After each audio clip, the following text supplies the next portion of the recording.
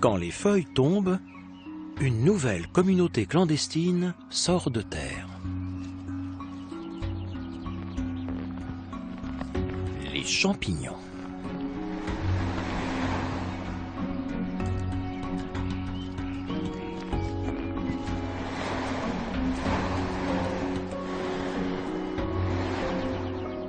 Les champignons ne peuvent pas synthétiser la lumière car ils sont dépourvus de chlorophylle.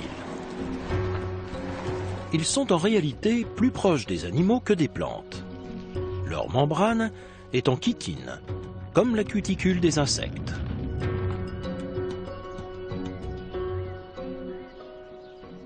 Voici les sporophores d'un champignon. Leur fonction est de produire des spores très fines qui seront ensuite dispersées par le vent pour donner d'autres champignons. Mais ce n'est que la partie visible de l'iceberg.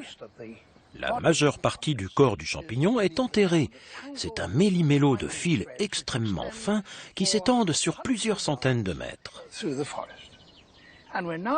On commence seulement à comprendre que ces fils sont essentiels à la croissance et à la survie de nombreux végétaux des bois.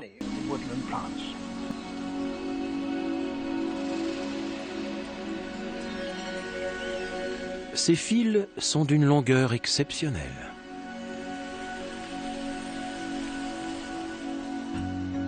Aux États-Unis, on a découvert un spécimen qui s'étendait sur près de 10 km², soit 16 fois la superficie des jardins botaniques de Kew.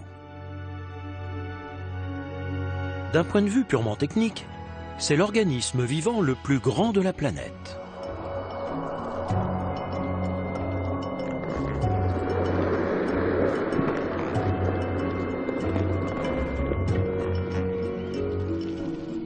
La plupart des champignons se nourrissent des tissus morts d'autres organismes, à la fois animaux et végétaux.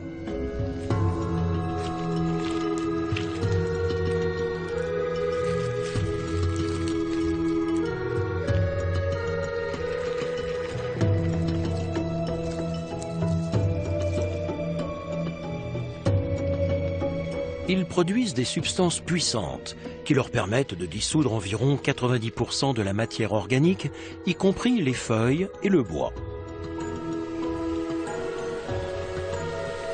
Ils libèrent ainsi des nutriments qui sont absorbés par les plantes.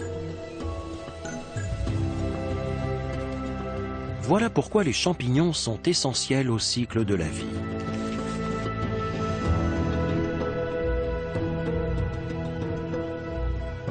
Certains travaillent même en collaboration directe avec les végétaux.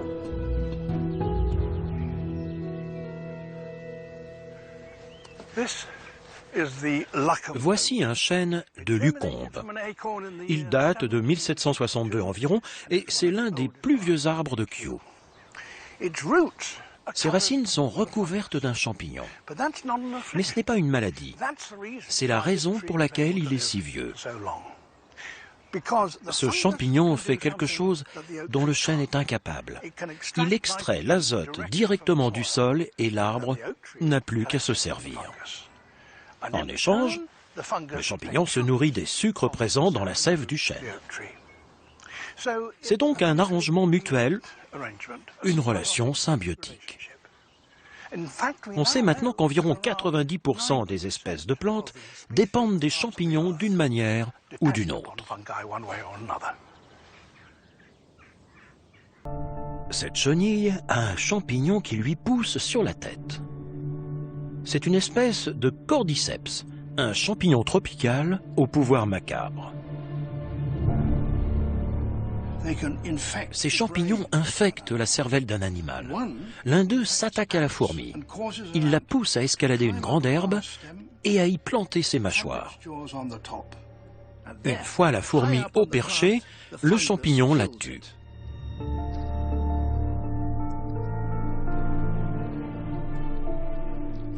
Puis, il développe un long sporophore.